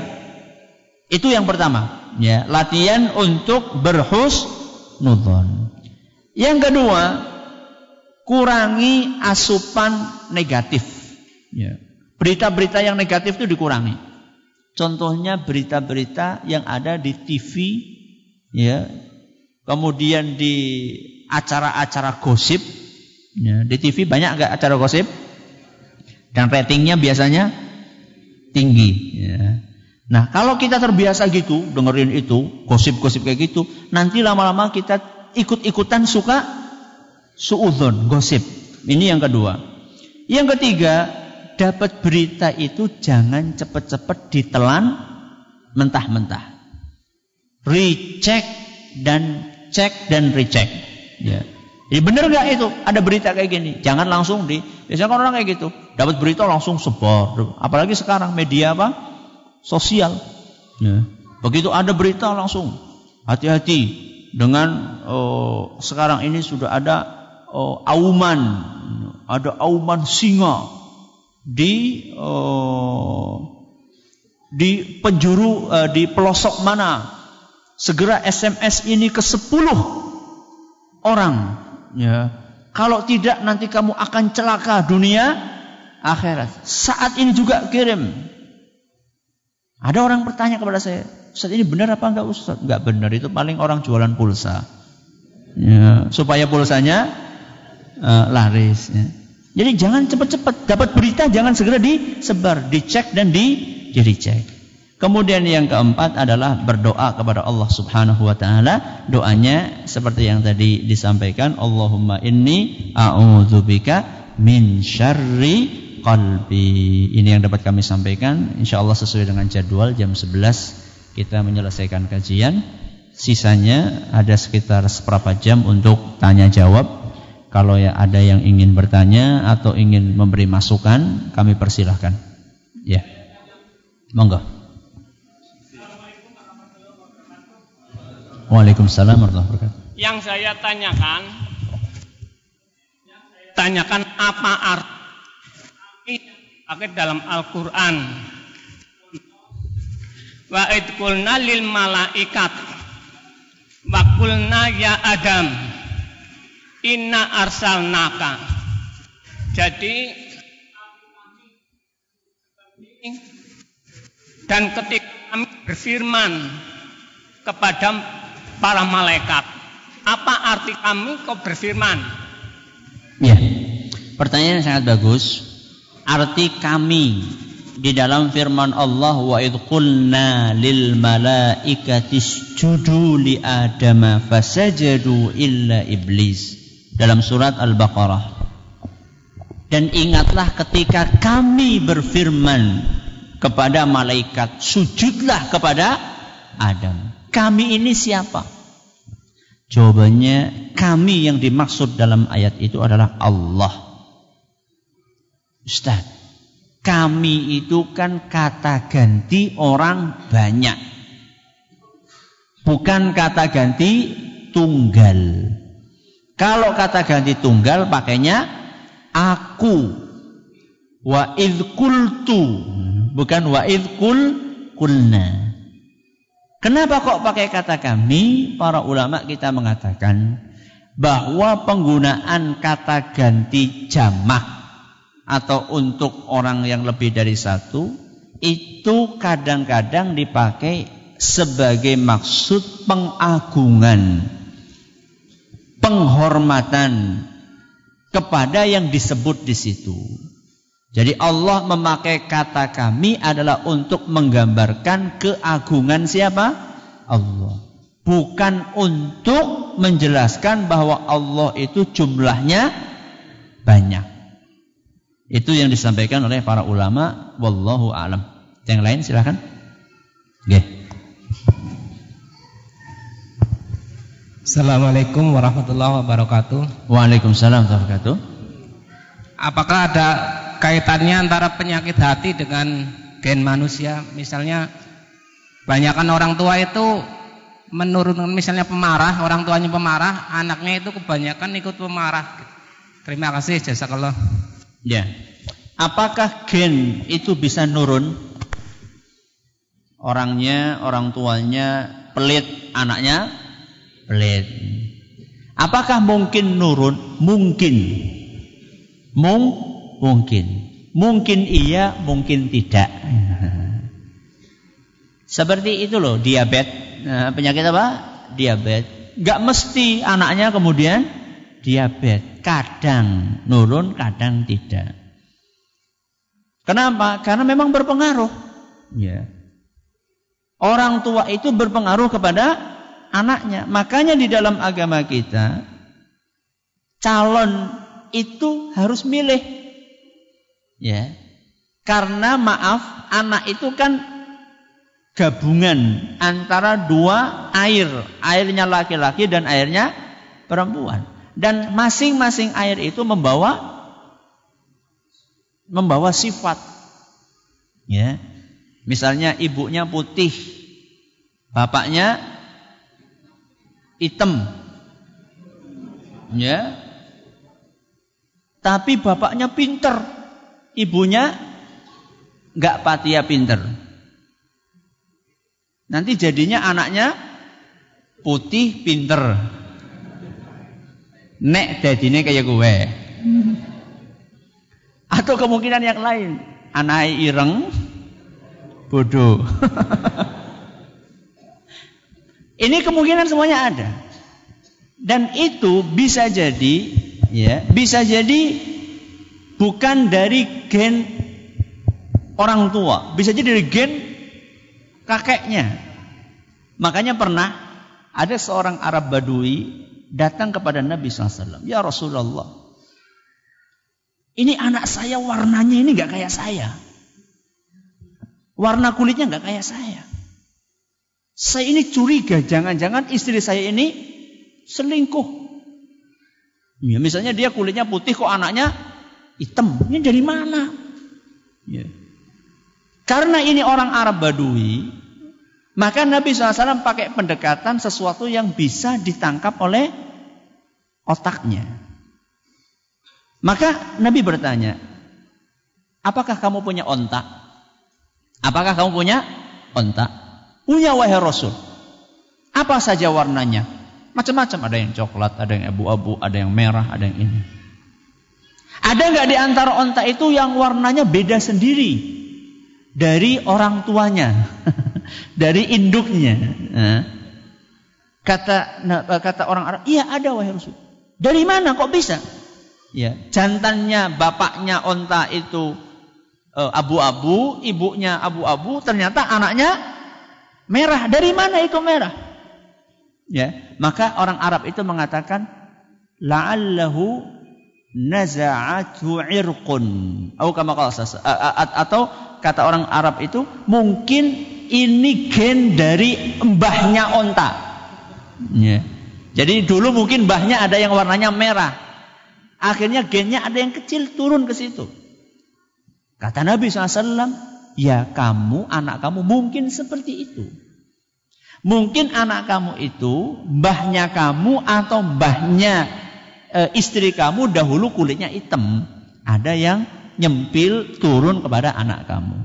Jadi ini menggambarkan bahwa yang namanya keturunan atau gen itu bisa nurun kepada siapa? Kepada anak. Ya. Jangankan gen, air susu saja bisa menuruni, ya, bisa menuruni sifat kepada yang disusui. Ya. Makanya pada zaman dahulu, ya, pada zaman dahulu ketika masih banyak persusuan, ya, nyusoni gitu pada zaman dahulu, itu para ulama kita pesan jangan sekali-kali menyusukan anakmu kepada wanita yang buruk perilakunya atau maaf IQ-nya rendah. Karena itu akan berpengaruh kepada anak kamu. Padahal itu cuma nyusu. Apalagi anak asli. Ya. Akan tetapi bukan berarti itu tidak bisa dirubah. Dan tidak boleh dijadikan alasan gak berubah. Kenapa sih? Jadi medit temen. Wong tuaku kawit minum kayak gini ya wajar nyong medit. Itu gak boleh. Ya. Yang ada adalah berusaha memperbaiki diri. Karena memang perilaku yang buruk bisa dirubah. Perilaku yang baik juga bisa dilatih. Ada pertanyaan, Ustadz, bila itu penyakit, apakah dapat diobati dengan ruqyah? Bisa. Ya, bisa diobati dengan ruqyah. Hanya saja, ya, enggak cuma ruqyah saja, harus ada latihannya. Orang sombong, saben dina di ruqyah, tapi enggak pernah melatih diri, ya tetap aja. Jadi harus ada perpaduan antara dua hal tersebut. Ustadz, apa perbedaan antara riya dengan sum'ah? Riya itu pengen dilihat, sum'ah itu pengen didengar. Ya, sama-sama pengen dipuji, cuman yang riya itu pengen dilihat, kalau sum'ah pengen didengar. Oh si fulan suaranya bagus, ya, pengen didengar suaranya sama orang. Ya, itu namanya sum'ah. Ada yang lain silakan.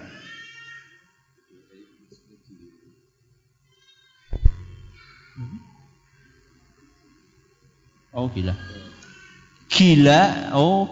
Gila itu penyakit apa? Apakah dapat diobati dengan ruqyah? Gila ya penyakit. Ya, gila itu penyakit jiwa. Apakah bisa diobati dengan ruqyah? Bisa.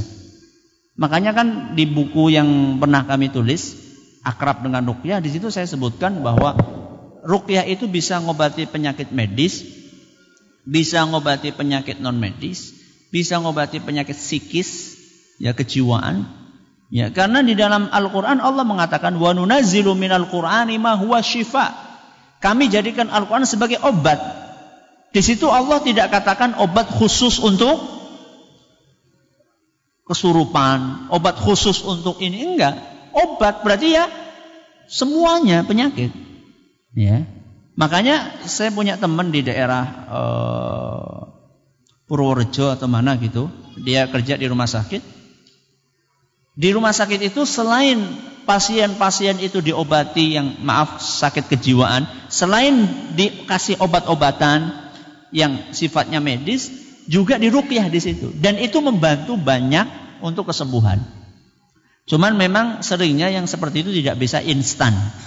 Butuh apa? Butuh proses, ya, butuh proses.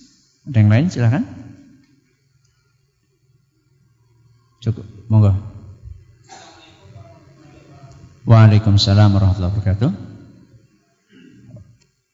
Begini Pak Ustadz, yang saya tanyakan, apakah yang menjadi faktor-faktor ataupun penyebab-penyebab orang lebih cenderung mengobati penyakit jasmani daripada penyakit hati? Padahal penyakit rohani, padahal penyakit jasmani cenderung lebih mahal biayanya. Demikian Pak Ustadz. Wassalamualaikum warahmatullahi wabarakatuh. Waalaikumsalam warahmatullahi wabarakatuh. Kenapa? Ini pertanyaan bagus. Kenapa orang cenderung perhatian untuk mengobati penyakit jasmani dibandingkan penyakit rohani? Padahal penyakit jasmani lebih mahal. Jawabannya, karena efeknya itu cepat kerasanya. Jadi orang sakit gigi, nyaman nggak? Ya, makanya karena nggak nyaman segera diobati. Jadi efeknya itu cepat kerasa. Ini yang pertama. Kalau penyakit rohani, orang kadang-kadang nggak sadar bahwa dia itu sakit. Ya. Efek parahnya itu terasa kapan? Di akhirat. Walaupun di dunia sudah terasa, akan tetapi parah-parahnya kapan? Di akhirat. Dan di akhirat kita sudah ketemu sama akhirat atau belum? Belum. Ini yang pertama, ya. Yang kedua, karena minim ilmu. Karena minim ilmu. Ya. Karena minim ilmu itulah dia tidak sadar bahwa dia sedang sakit.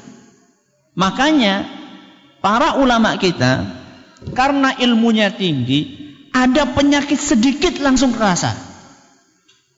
Ada penyakit sedikit langsung kerasa. Ada kotoran dikit langsung kerasa. Kalau boleh saya umpamakan, banner yang warnanya apa? Putih. Kalau dikasih noda, kalau dikasih apa? Noda, ya, hitam kayak gini, kelihatan enggak? Kelihatan. Tapi kalau nodanya di sini, kelihatan enggak? Enggak kelihatan. Ulama kita itu jernih hatinya, sehingga ada penyakit sedikit kerasa. Kalau banyak di antara kita, karena saking apa nih? Saking ireng, anak penyakit kayak ngapa orang kerasa. Bisa dipahami ini? Ya. Ini sebab yang kedua, ya, sebab yang kedua. Dan semoga kita dihindarkan dari yang hal-hal seperti itu. Dan kita ngaji ini salah satunya adalah untuk, ya, mengatasi sebab yang kedua tadi, ketidaktahuan. Jadi setelah ini saya berharap kita jadi sadar. Oh, ternyata saya mungkin masih punya penyakit ini. Setelah saya sadar, saya berusaha untuk ngobati. Itulah tujuannya ngaji. Ya, itu tujuannya ngaji. Jadi nanti panjenengan kalau sampai ke rumah itu yang punya makalah sampai di rumah diapakan? Ditumpuk. Buka lagi, baca lagi. Kemudian kasih tanda, misalnya masuk kiat mengatasi kesombongan. Nomor 1 berdoa. Ini sudah apa belum? Belum. Tanda niki urung. Sing kiye urung. Sing kiye urung. Besok buka lagi. Kiye urung maning. Sing kiye uwis. Ya. Jadi gitu terus. Jadi kita itu ada perkembangan. Ya.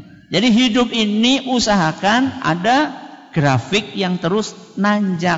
Bukan cuma grafik kekayaan saja. Ya, bukan hanya grafik gelar saja. Sekarang S1, berikutnya S2, berikutnya S3. Bukan cuma itu toh. Tapi hari ini saya sombong. Besok agak berkurang, besok berkurang lagi. Gitu. Kehidupan itu adalah perbaikan dari sesuatu yang kurang baik menuju yang lebih baik.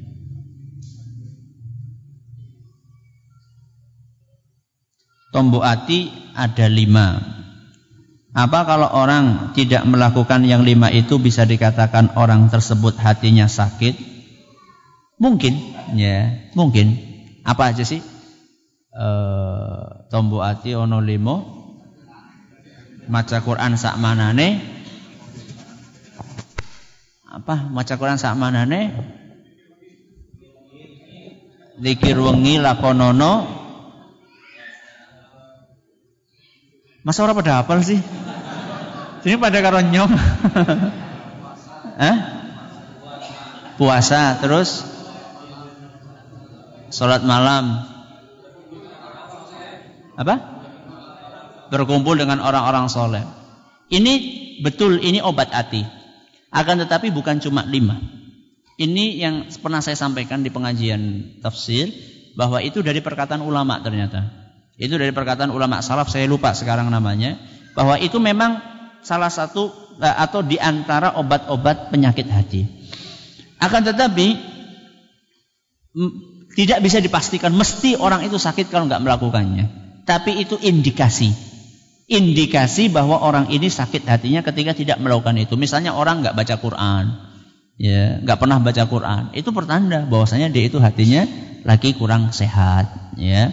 Atau dia juga nggak pernah zikir, itu juga pertanda. Nah, kalau 5-5-nya nggak dilakukan sama sekali, ya itu mungkin indikasi sangat kuat, ya, indikasi sangat kuat bahwa hatinya itu memang sedang sakit. Saya kira cukup sampai di sini, ya. Waktunya sudah mendekati zuhur. Terima kasih atas perhatiannya. Mohon maaf atas segala kurangnya. Kita tutup dengan membaca Subhanakallahumma wa bihamdika asyhadu an la ilaha illa anta astaghfiruka wa atubu ilaik. Assalamualaikum warahmatullahi wabarakatuh.